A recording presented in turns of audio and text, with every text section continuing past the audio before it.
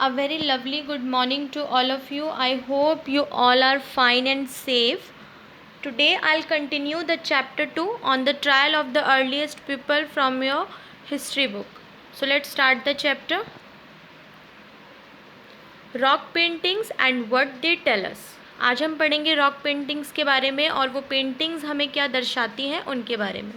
Many of the caves in which these early people lived have paintings on the walls.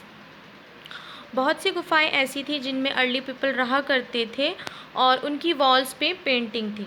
Some of the best example are from Madhya Pradesh and southern Uttar Pradesh. इसका बहुत बड़ा example आप देख सकते हैं मध्य प्रदेश में और उत्तर प्रदेश के साउदर्न एरिया में। This painting show wild animals drawn with great accuracy and skill. ये पेंटिंग्स वाइल्ड एनिमल्स पर बेस्ड थी और ये बहुत ही एक्यूरेसी और बहुत ही अच्छे तरीके से बनाई गई थी। जैसे कि आप यहाँ पे भी एक पेंटिंग देख सकते हैं, painting from a rock shelter. Who did what? We have seen that the earliest people hunted, gathered plant, produced, made stone tools and painted on cave walls. जैसे कि हम देख चुके हैं जो अर्लीस्ट पीपल थे वो शिकार करते थे, वो अपने लिए फूड प्रोड्यूस करते थे, स्टोन टूल्स बनाते थे और अपनी वॉल्स पे जो केव्स की उनकी वॉल्स थी उस पर पेंटिंग किया करते थे। Is there any way of finding out whether women hunted और men made stone tools, whether women painted और men gathered fruits and nuts. क्या इसका कोई तरीका है ये जानने का कि हम ये जान पाएँ कि जो अर्ली पीपल में जो औरतें थी क्या वो शिकार करती थी और जो आदमी थे जो मैन थे वो स्टोन टूल्स बनाते थे, या फिर जो वुमेन थी वो केव्स की जो वॉल्स थी उसको पेंट करती थी और जो मैन थे वो फ्रूट्स और नट्स को इकट्ठा करते थे। At present we do not really know, however there are at least two possibilities. इस समय हम ये पता नहीं लगा सकते, उस स्थिति की दो पॉसिबिलिटीज़ भी हो सकती हैं। It is likely that both men and women may have done many of these things together. It is also possible that some task were done only by women and others only by men. ऐसा भी हो सकता है कि दोनों man और women दोनों सारे काम एक साथ मिलके करते हों, या ऐसी भी पॉसिबिलिटीज़ हैं कि कुछ टास्क जो थे वो सिर्फ औरतें करती हों और कुछ पर्टिकुलर जो टास्क हों, जो पर्टिकुलर काम हो वो सिर्फ मैन करते हों। And again there could have been different practices in different parts of the subcontinent. और ऐसा भी हो सकता है कि जो उनकी डिफरेंट प्रैक्टिसेस थी उनके डिफरेंट पार्ट्स हों जो वो अपने उपमहाद्वीप में करते हों। Ostriches in India. अब हम पढ़ेंगे कि जो ऑस्ट्रिचेस थी वो भारत में कब थी। Ostriches were found in India during the Palaeolithic period. जो ऑस्ट्रिचेस जो पाई गई थी भारत में वो पैलियोलिथिक पीरियड में पाई गई थी। Large quantities of ostrich eggs shells were found at पटने इन महाराष्ट्र। बहुत ज़्यादा क्वांटिटी में जो ऑस्ट्रिच के एग के शेल्स थे वो पटने में पाए गए थे जो कि महाराष्ट्र में है। Designs were engraved on some pieces while beads were also made out of them. इससे डिज़ाइंस भी बनाए गए और इनसे जो है वो बीड्स भी बनाए गए। What do you think the beads could have been used for. आप ये सोच सकते हैं कि वो जो बीड्स थी वो किस यूज़ में काम आएंगी। Where do we find ostrich today. अगर हम आज जानना चाहें कि हमें ऑस्ट्रिचेस कहाँ मिल सकती हैं।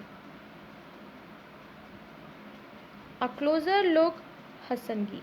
Find Hasangi on map 2 page 14। जैसे कि हमने अभी एक जो लास्ट सेशन पढ़ा था उसमें मैप 2 था, उसमें आपने देखा होगा a number of early palaeolithic sites were found here. बहुत सी जो पैथोलॉथिक साइट्स थी वो वहाँ पे शोन की गई थी। At some sites are large number of tools used for all sorts of activities were found. कुछ साइट्स ऐसी थी जहाँ पे बहुत सारे टूल्स, नंबर ऑफ टूल्स पाए गए थे। These were probably habitation cum factory sites. In some of the other smaller sites, there is evidence to suggest that tools were made. और इन साइट्स में बहुत से ऐसे टूल्स पाए गए थे और इन साइट्स को हैबिटेशन कम फैक्ट्री साइट्स कहा गया था। जैसे कि हम प्रीवियस सेशन में भी पढ़ चुके हैं। और यहाँ पे कुछ ऐसे छोटे छोटे एविडेंस मिले थे जिससे ये पता लगाया जा सकता था कि यहाँ पे टूल्स बनाए जाते थे। Some of the sites were close to springs, most tools were made from limestone which was locally available. बहुत से टूल्स वहाँ पे ऐसे थे जो लाइमस्टोन से बनाए जाते थे, जो कि ईजिली वहाँ पे अवेलेबल हो जाते थे। Elsewhere, find France in your Atlas. आप एक एटलस में फ्रांस के मैप को देख सकते हैं। The painting below is from a cave in France. ये जो आप एक पेंटिंग देख रहे हैं साइड में, वो एक गुफा की है, उसमें ये पेंटिंग बनाई गई थी। फ्रांस में एक गुफा है, उसमें ये पेंटिंग बनाई गई थी। This site was discovered by 4 school children more than 100 years अगो।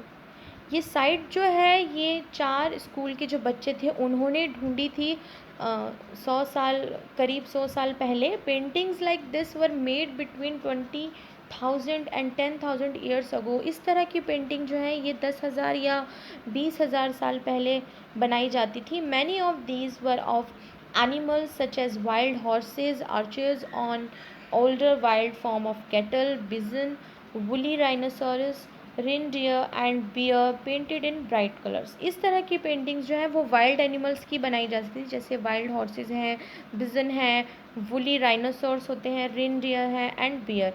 और इनकी जो पेंटिंग्स थी वो ब्राइट कलर्स में बनाई जाती थी। These colours were made from minerals like ochre और आयरन ओर एंड चारकोल। ये जो कलर्स थे ये चारकोल और आयरन ओर से उसके जो मिनरल्स होते थे उनसे बनाई जाती थी। It is possible that these paintings were done on ceremonial occasions or perhaps they were made for special rituals performed by hunters before they went in search of prey।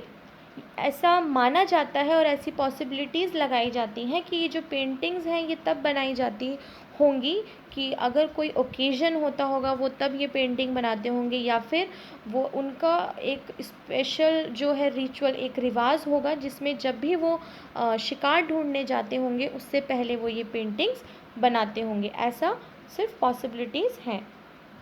Can you think of any other reason? आप कोई और reason भी इसके बारे में सोच सकते हैं।